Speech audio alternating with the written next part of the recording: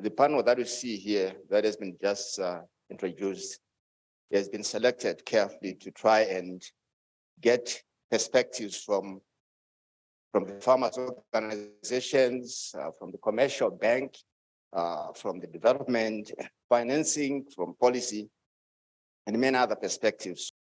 Trying to align what is actually commercial banks doing, or maybe how we can also respond. Now listening from the audience here and all the questions which were raised and the presentations themselves, I can say the ideas in terms of climate change, they are available and in abundance.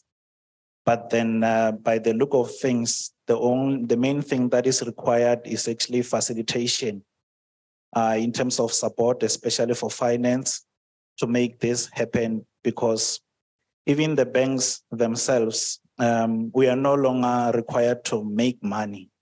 So we are required to make money in an environment-friendly way. So things are changing. For me, Dr. Chapoto's presentation, and two slides that scared me a bit. One on a personal note, the one that was representing the populations and the various categories, where it was flat at the very fat rather at the base, and that's where most of the young ones were.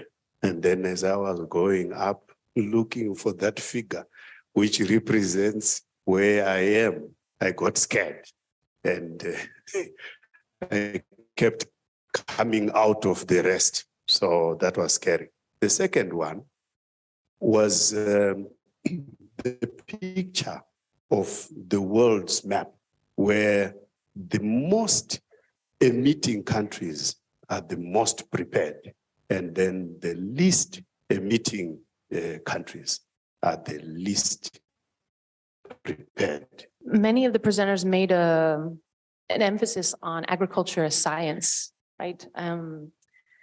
And that it's more sophisticated today. I think the youth presenters and the kinds of conversations we've had today have given examples of how we're using technology, kind of the promise of agriculture in the future.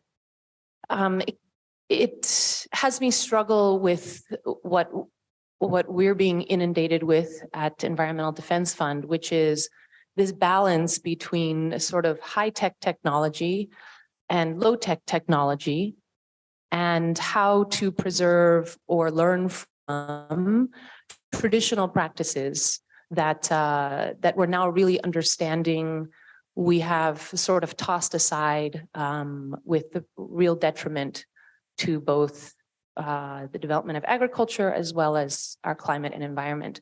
Well, from my perspective, normally, well, back in Germany, I sit in my office, I look at the computer. So first of all, it's absolutely inspiring to see all of you sitting here from different countries, here from Africa. And for me, it's really seeing the dynamics, what's going on here in the field of food and agriculture.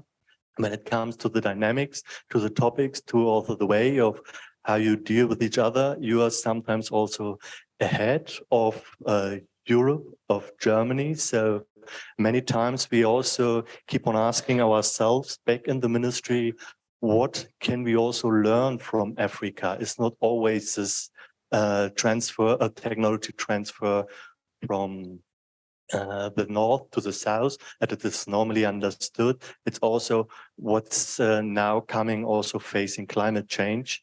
What can we learn from Africa, agroecology, civil society, the voice of civil society? As the BMEL is mainly focusing on food and agriculture in Germany, behind us or with us, there are about 7,000 people working in the public sector dealing with food and agriculture questions. So there's a huge knowledge and experience in Germany, which we would like to share with Africa, but also with Latin America, also with Asia.